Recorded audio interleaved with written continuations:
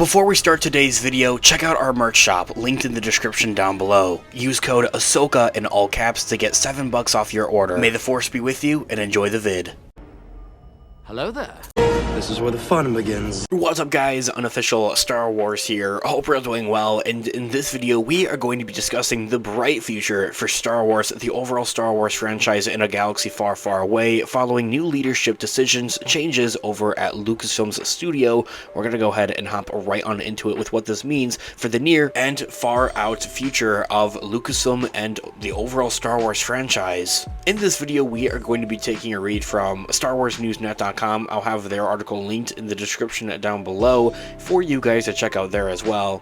In a recent Vanity Fair article that I've mentioned a few times, there have been a major bombshell aside from the cast and crew interviews on Ahsoka, which we did cover here on the channel in 3 separate part videos. Lucasfilm gave the exclusive to Anthony Breznican to announce to the world that 2 major promotions have happened at the company.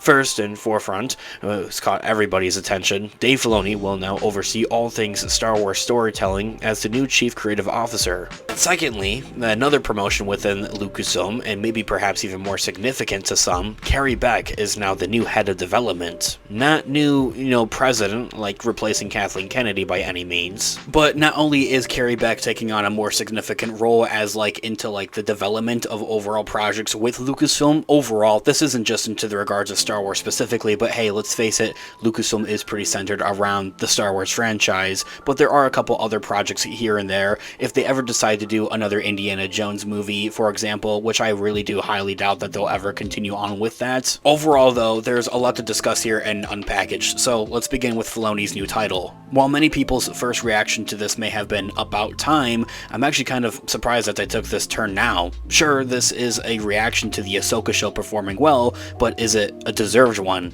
Not a lot of people loved the show by the end, and judging by the small sample that is Star Wars Twitter, it seems like most people had mixed to positive feelings about the Ahsoka show itself. Was that the standing ovation I had assumed that Lucasfilm was expecting? Definitely not, but they likely had their minds made up before the show ended, or perhaps even started at that. So based off of how Ahsoka performed overall, it did perform well, of course, and it isn't the direct reason for as of why Dave Filoni had received this promotion within Lucasfilm's ranks. Much rather than that, I think it just is everything coming together finally, like him working ever since, on Clone Wars, the animated show, Star Wars Rebels, working on that show, working on Tales of the Jedi, working on The Bad Batch, and working on these live-action Mandoverse shows with Star Wars Skeleton Crew, Star Wars, all Mandalorian seasons, a little bit of the Book of Boba Fett and Ahsoka. I mean, he's dabbled in a lot of the different realms of the Star Wars storytelling process through their shows, and as we also know at the beginning of this year that he was announced and confirmed to be directing, writing, and making his own Star Wars movie as a Mandoverse movie, a big culmination of all of the different events between all of the different shows over on Disney Plus, of course. Now, to StarWarsNewsNet.com, this actually seemed like the kind of announcement that you would put on after his upcoming feature film, if for anything, and it opens to a great critical reception for a few years from now. And that being said, though, Dave Filoni's Mandoverse movie isn't actually even said to be coming out for a couple of years now. If for anything, Dave Filoni, us Star Wars fans, we need this promotion from Dave Filoni for Dave Filoni nowish if Lucasfilm and if the Star Wars franchise is to continue on. That isn't to say that, well, the Star Wars franchise didn't have a bright future already, before having Dave Filoni's promotion here or announcement or anything by any of those means. It definitely had a very bright future with having plenty of new content coming out. And to those regards, it's just the idea of well, is this content going to be good content? Is it going to be good storytelling? The man who had conquired it all, you could call him. That is what the article reads. He rose through the ranks of the Lucasfilm animation division, beginning up with the Clone Wars animated show, and warmed our hearts and then ripped them out apart in live-action TV, and then cultivated years of storytelling in a feature film that is beloved by critics and fans. Now he will lord over all things Star Wars creative. By then, he hopefully won't be tied to developing more stories in a specific era, or writing/directing a feature film, a task that will consume most of his time. I mean, the press release writes itself, and I can see a Return of the Jedi-like celebrations happening all over the world just with this Dave Filoni promotion for one. And to those regards, it would just hope that Dave Filoni would be able to move outside of this overall realm, this overall era of the Star Wars franchise for one thing in the future. Not saying that it's bad or anything by those means, but seeing him, moving outside and moving to a more of a Kevin Feige kind of role within Star Wars, but at the same time not necessarily replacing or booting out Kathleen Kennedy quite yet, is something that a lot of Star Wars fans would love to see, I think, in the future. Dave Filoni has definitely been handling some of those consulting duties in the recent years at that, which is why I think also why their recent projects weren't always a home run. The Book of Boba Fett, The Mandalorian, and Ahsoka all had great moments. They also had some questionable choices and underwritten subplots, and that could have been used for more dedication from the team involved, reads StarWarsNewsNet.com.